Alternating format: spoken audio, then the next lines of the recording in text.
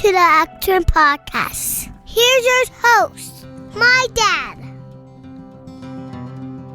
Well, welcome back to the ExEm podcast. If I sound a bit nasally today, it's because fall is upon us, and I can't help but deal with some type of allergy and sickness stuff. So apologize for that, but I am super excited about today's interview. Our guest today is super fascinating. He's just an incredible person. He's taken a really deep leap into the mental health world and giving it a voice. He's a public speaker and an author of the book, Unlearn the Lies. Please welcome to the show, Abraham Sculley. If I can start at the core, Abraham Sculley, and first of all, thank you for the opportunity to be here and share with your audience and spend some time with you. Yeah. But Abraham, at my core, I consider myself a servant of God. A lot of the decisions that I make, the reasons why I do certain things has to do with how can I help others and ultimately serve my Creator. So I would say at the core, that's who I am. Also a mental health advocate. I'm very adamant about creating safe spaces for conversations about mental health because I know firsthand what it's like to deal with mental health challenges and not feel comfortable or safe to talk to anyone about it, even those who are closest to you. And it brings on isolation and loneliness and almost makes you feel like you're crazy for what you're experiencing. And so really big advocate when it comes to talking about mental health, talking about it openly, honestly, and bringing awareness to support that is available to so many people. So talk to me a little bit about what got you into being interested in talking, speaking, writing books on mental health. What was that journey like?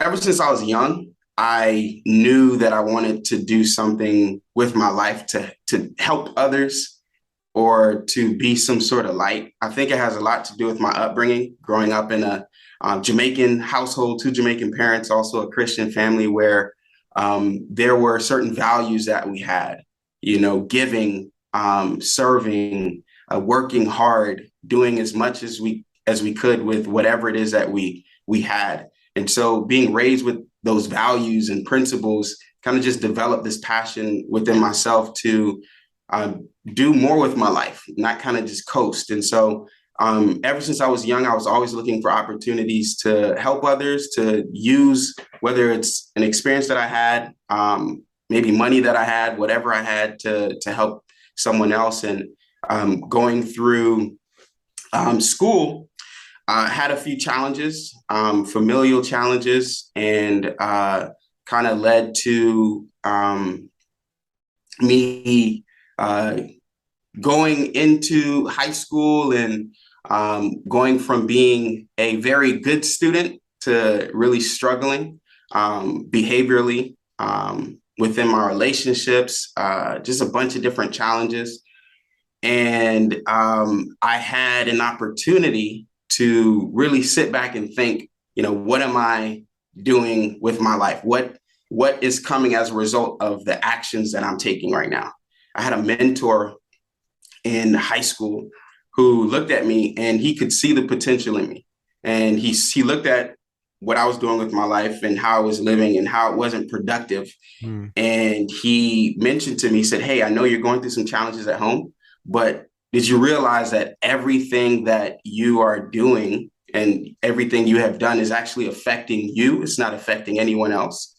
And that was eye-opening for me. That same mentor ended up encouraging me to go to college, which was something that I didn't have a desire to do. I just wanted to kind of graduate high school, get a job, make some money. But he gave me the idea. I entertained the idea, filled out some applications, and ended up being accepted. I decided to go to the University of West Florida. So just to give some context, I'm born and raised in Miami, Florida, moved to Pensacola, Florida for college. That's about 700 miles away from home for me. Yeah. And during that time, that first year of college, I had a lot of challenges that I wasn't prepared for.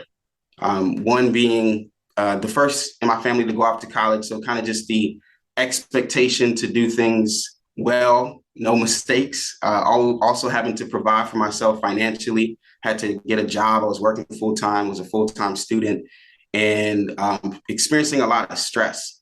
So that led to me dealing with mental health challenges, which I had no idea what it was or even how to identify signs.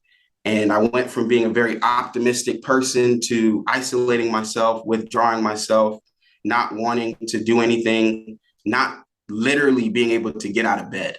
Mm. And I remember it wasn't that I was challenged physically. It was like this weight, this burden, this darkness that was debilitating.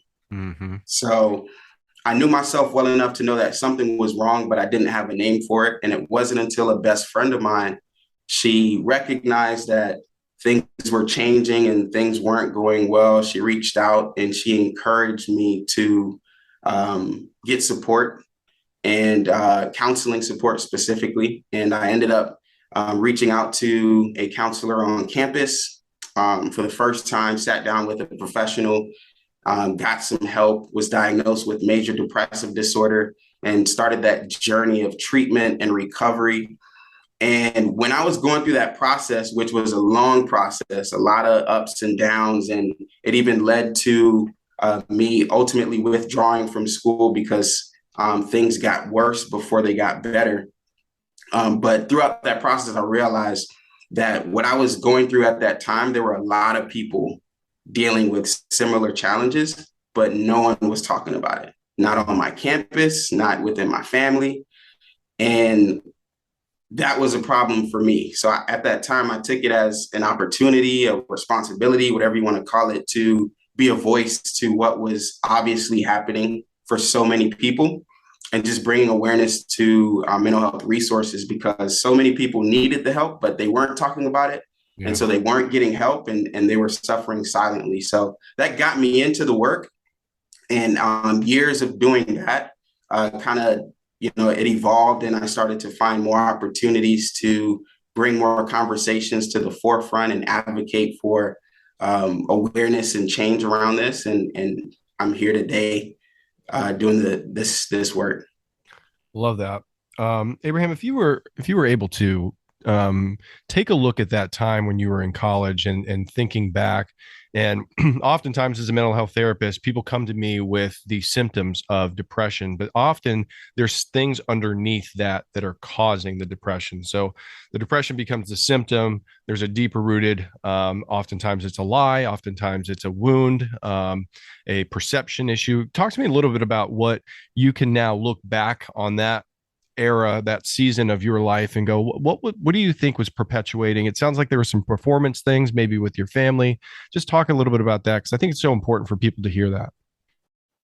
For me, it started much earlier than college. I just had no idea what the signs were. I didn't know what trauma was, any of that stuff. So experiencing some of that stuff early on and suppressing it for a long time just gave it that opportunity to manifest later on in different ways, which is what I think happened. So I shared a little bit earlier about my upbringing and going through some challenges. One of those challenges was my parents divorcing after being married for over 20 years.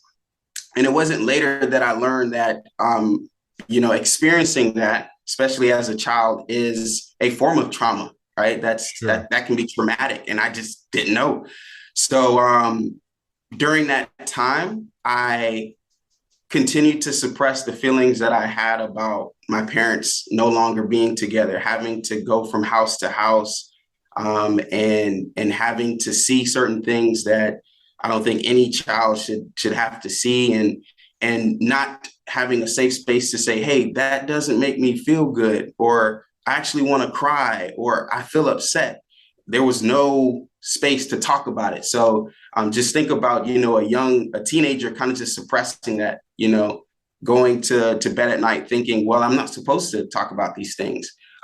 This is normal. this is a part of everyone's experience, where it really isn't. And it does help to get support, whether it is through counseling or any other form of therapy, or but I just didn't get that. So couple that with going to college now, and still not ever expressing any of those things, but still having that burden, still having that weight, on top of being a first generation college student. So no one in my family had gone to college. I went from, living with the parent to moving 700 miles away. And so there's that life transition. And there's a lot of growing up that has to happen really quickly. I also had my own apartment, which meant I now have my own bill. So I went from being this 18-year-old kid, just barely paying my cell phone bill each month, to now having rent, utilities, and these other responsibilities that I just wasn't prepared for. So I had to figure things out very quickly. And I was also, I consider myself a recovering perfectionist. I'm doing much better than I was years ago, but with just like accepting things as they are and continuing to work as hard as I can, and control what I can control. But being that perfectionist early on, it didn't give me any space to make mistakes. If I didn't get a good grade, and for me, a good grade, was an A. If I didn't get an A, then I would beat myself up. I would have these thoughts of, well, if I can't perform well academically, it doesn't matter how many other things I'm responsible for. If I can't perform academically, that means I'm not made for this. I'm not qualified for this. No one in my family has done it. I won't be able to do this successfully. And so that perpetuated, along with trying to build new relationships on a college campus, and trying to learn the ins and outs of how to navigate that new life transition. So there were a few things. I also didn't have healthy coping skills in place. I remember early on, and it wasn't until I kind of got older and started to look back on how I was dealing with stress. I wasn't dealing with stress in healthy ways. I would turn to drinking. I would turn to smoking. I would turn to avoiding what was the obvious thing that needed to be dealt with. And that's the way that I coped. It wasn't, and I'll share this. I am now 2 years into marriage. And yeah. And my wife and I, man, I always share with others, one of the greatest decisions I could have ever made was to get married. Because I think, being married is such an opportunity for growth, but it's almost as if you are with this individual and there's this mirror. So you get to see who you really are, right? And it exposes some things within good, bad, yourself. or ugly. Yeah, exactly. It exposes some things in yourself where you start to say, man, I had no idea I was like that. So one of the things that came up for me, especially during the courting period with my wife, before we got married, and then into marriage, was I wasn't okay with having conversations. I wasn't okay with like conflict. And so I would deflect, say things are good when things weren't good. So there were these things that I used to cope that just wasn't healthy for me.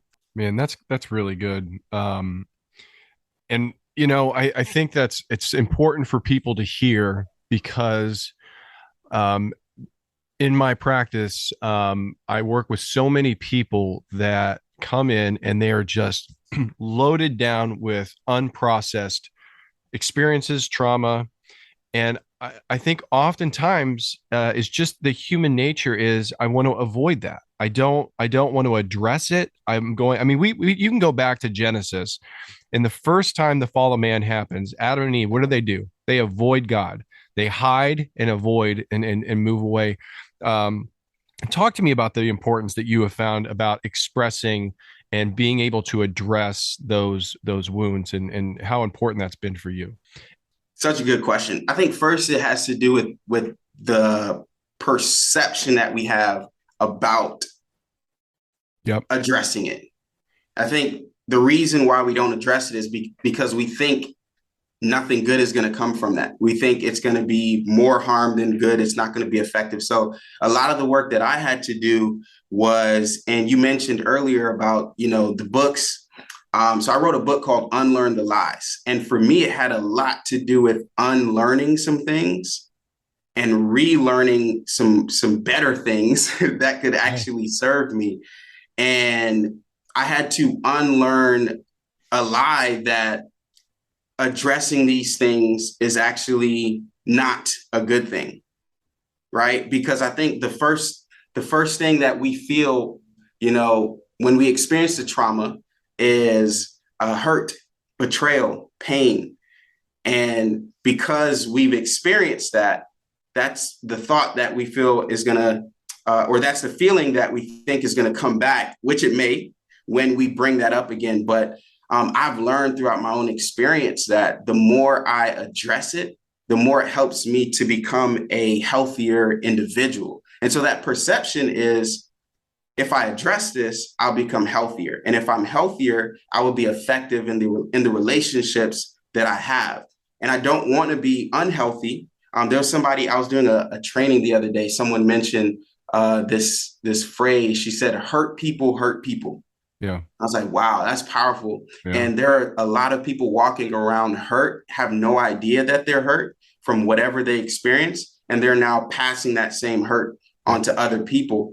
And I'm sure your listeners of this podcast are individuals who want to be healthy, who want to be whole, and want to be working towards bettering themselves overall. And a part of doing that is addressing the trauma, addressing those experiences. And so what I kind of use as a gauge as to what I need to address is, like you mentioned, when that innate thought comes and it says, oh, let's not talk about that. That is actually my cue that that's something I need to talk about.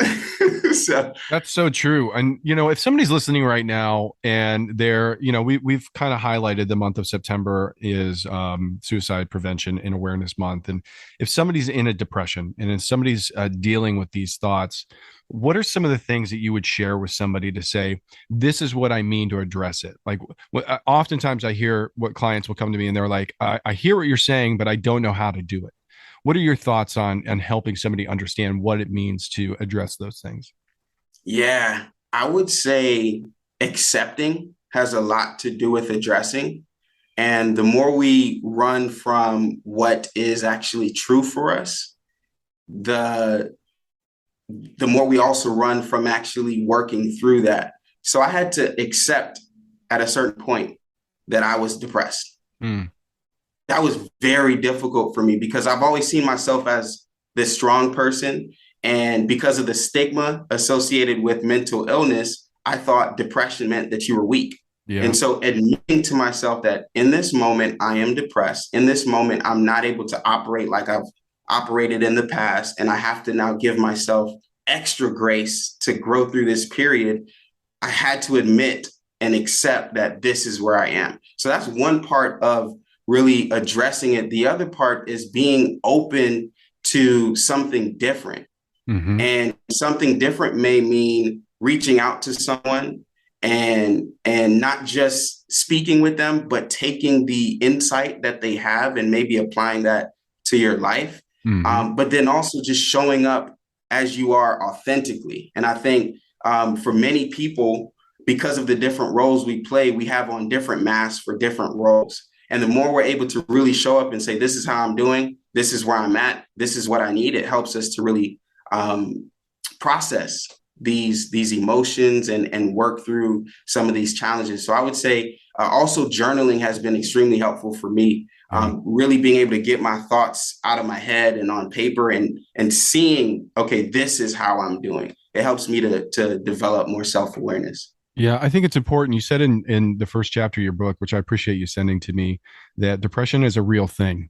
And you almost alluded to, like, cancer's a real thing, depression's a real thing. And I talk to a lot of clients, and it's like, I think that we look at the emotional experience as almost like it's a thing, but it's not a real thing, And it's like when you get to the point where you recognize, okay, depression is a chemical reaction that goes off in the body, and unless it's addressed, it goes somewhere and it stores itself. Like if I were to suck the air out of the rooms that you and I are in, we would realize oxygen is very real very quickly. I can't see it, but it becomes very real very quickly. It's the same with our emotional experiences. And what I have found is I believe God created us to be in communion with each other, but these disorders, anxiety, depression, so on and so forth, it keeps us reclusing and pulling away, which just exponentially makes these things worse.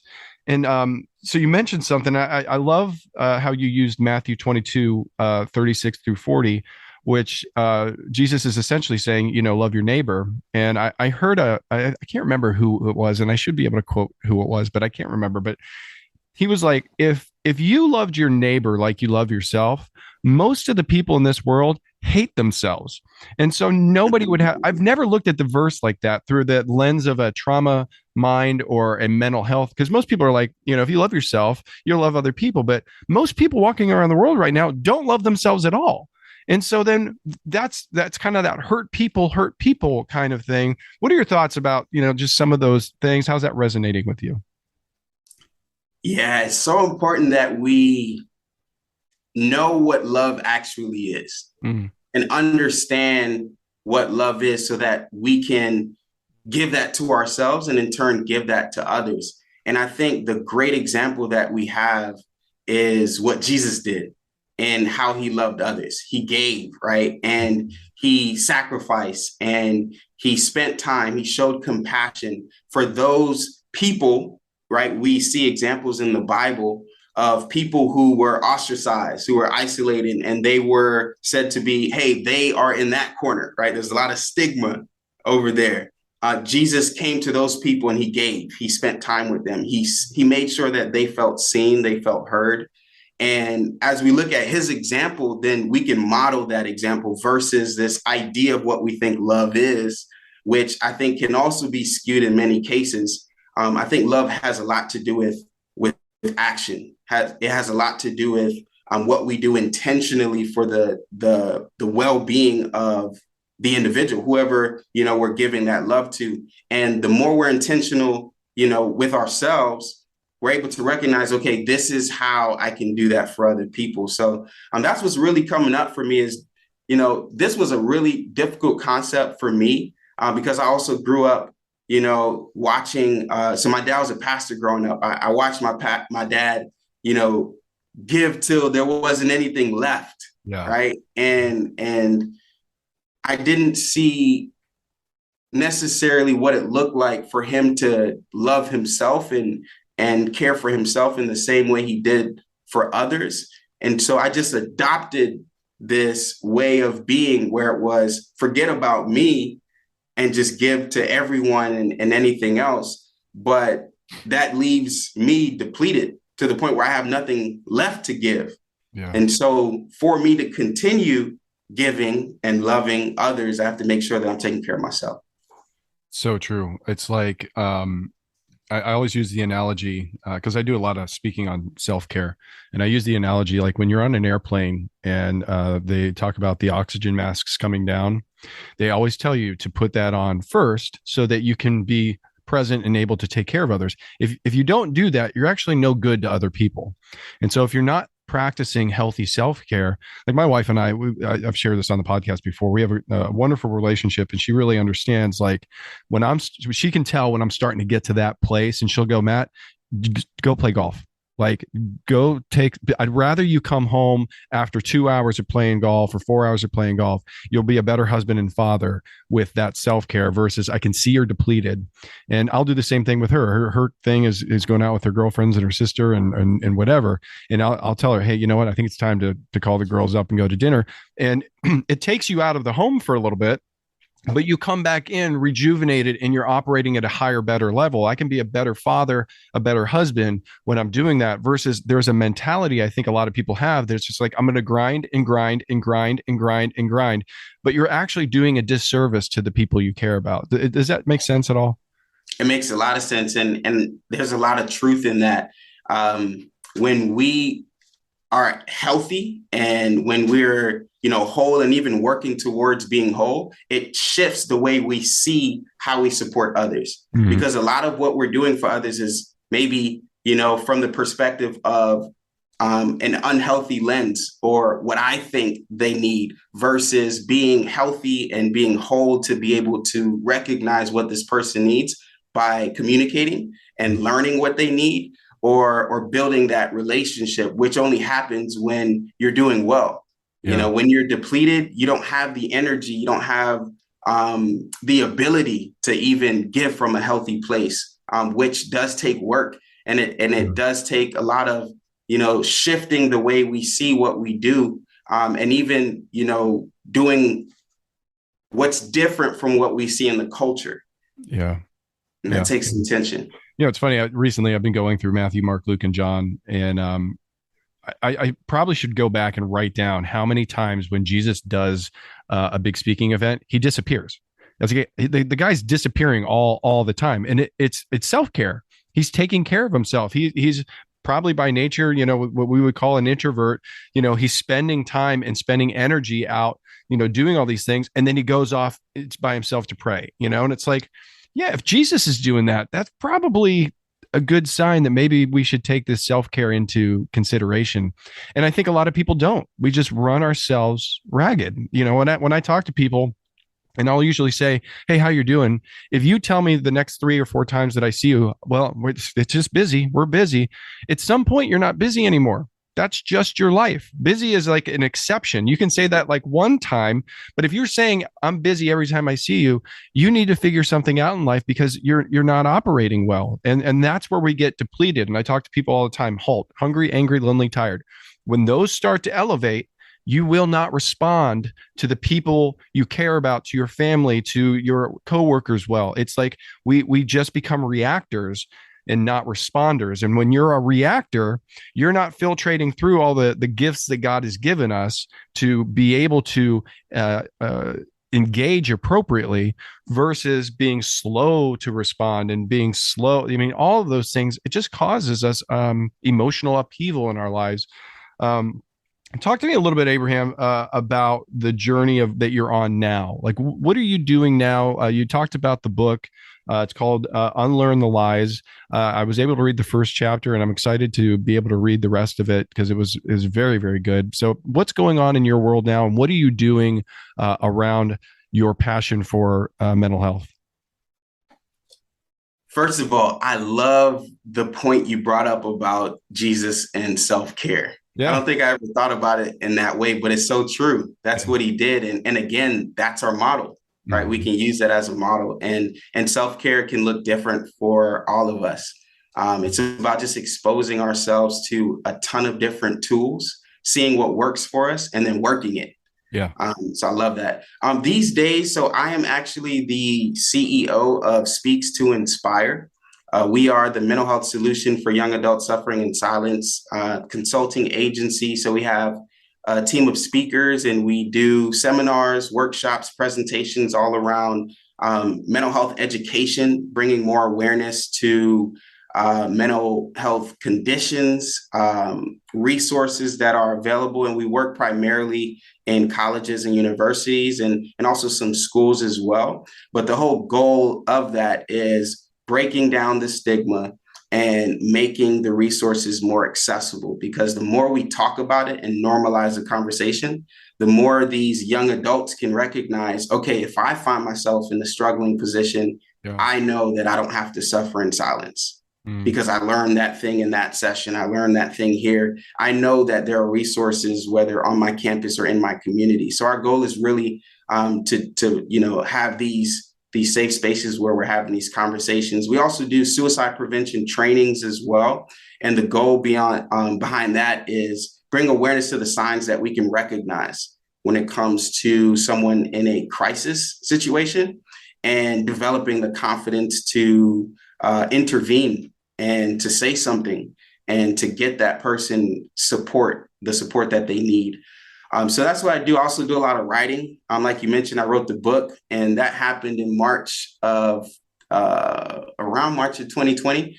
Kind of just sat down, and I knew I wanted to provide value using my story and also what I've learned throughout the years of doing speaking engagements and interacting with others.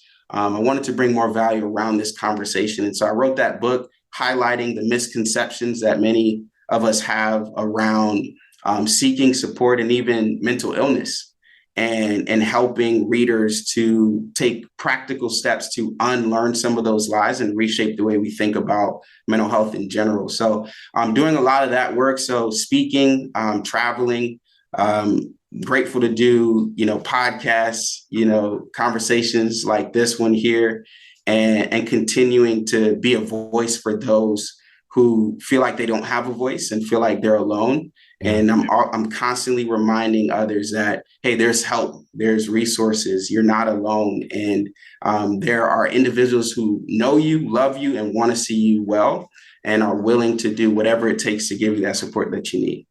So if somebody's listening right now and they want to connect with you, what are the best ways that they can do that? If they wanted you to come speak or do one of your trainings, where do they find you? The best place is our website for the agency. So it's Speaks and the number 2, Inspire. So speaks2inspire.com. We're also on all social media platforms, same handle, Speaks2Inspire. And then my personal Instagram and other social media is just my first and last name. So Abraham Sculley, Sculley. And I'd love to continue the conversation. Yeah, so I'll put all that stuff in the liner notes, and I'll put a little thing about your book as well if people want to go check that out. And I don't mean to put you on the spot, but if somebody's listening right now, Abraham, and they are struggling with suicidal ideation, thoughts of suicide, major depressive disorder, what are some things you would like to share with somebody who is maybe listening and going, I don't know what to do with all of this? I'd first say that you're loved, and there's hope, and the story doesn't end here. The reason I'd say that is because I was once in that position where I felt like I had lost all hope, and I felt like nothing would help me. And so suicide would end the pain that I was experiencing. That's right. I didn't know that the story didn't end here. I didn't know that there was hope. And so I would share that with anyone, and for them to look in their life to find at least one person that they know they can trust, and reach out to them and share with that person that you need help and you're not sure what type of help you need, but you need support. And I'm sure that they'll be able to give you that support. That's good. It's so important. And I want to echo what Abraham said. If you are listening, you are loved. And I can tell you right now, I love you, and you are a creation of in the inspired creation of God. You are a vessel that is an image of Him. And sometimes that's the basic level where we need to start, is know that we are wonderfully and beautifully made. And if you're struggling, reach out. This is the time. Connect, whether it's a therapist, whether it's a pastor, whether it's a friend. The recluse and pulling away is only contributing to more of that pain. And like Abraham and I were talking about earlier, the idea that we were created to be in communion with others. I keep going to Genesis today, but when God creates something, He said it was good. And then He created earth. He said it was good. He said, created the animals. It was good. And then He created Adam, and He's like, that's not good. And that's the first time He said it wasn't good. And it's because He was alone. And I think that's a huge aspect of our human connection with others that help us. And communication is so important. And I think what Abraham was talking about earlier, I truly appreciate, is that we have to address the issues. And when we don't have the addressing of those issues, I use this analogy. It's like being at the top of a mountain and a snowball starts and you just keep going down the mountain, not addressing it. And it just gets bigger and bigger and bigger and bigger. And eventually it's going to swallow you. We need to turn around and address the snowballs in our life. And I know that it's easier to avoid it. But the thing is it's not conducive to our emotional, mental, spiritual, physical health. All of those things play together. Abraham, thank you so much, man, for doing this today. It's been a real pleasure getting to meet you. My prayer is hopefully at some point you and I can meet in person, and because I think we'd have a great time. Anything else you'd like to share with the audience before we go? One more resource, because you mentioned there, we don't know if someone who's listening may be suicidal, may be thinking about ending it all. The National Suicide Prevention Lifeline is now 988. So anyone can call or text. If you're not comfortable calling, you can text the number 988 and get immediate support. 24/7 is confidential, and you can talk to somebody. The other thing I like to share is that you don't even have to be suicidal to reach out to that lifeline. If you feel lonely, if it's 3 a.m. and there's no one that comes to mind that you can reach out to and you just need that support, please call, text 988 and get that conversation going. Because like you mentioned, Matt, it's so important that we are connected and not isolated. So however you get that connection, please strive to do that. Man, thank you so much. I appreciate you and your time. Really, really do. Thank you. Thanks for being on the podcast. Of course. Well, thank you, Abraham, for your time and wisdom on this topic. It was really great getting to know him a bit through this recording. Really cool guy. If you were one of those people who are struggling with depression or thoughts of suicide, I just ask you, reach out. I know it may seem impossible, but that is the first step to freedom. You are cared for. And as Abraham said, I'm sure you have been wounded by somebody who is also wounded, but you are cared for. Thank you for listening. Please give us a comment or a like. It really helps other people to see our podcast out there on all the platforms. Well, until next time, or when our Savior comes, God bless.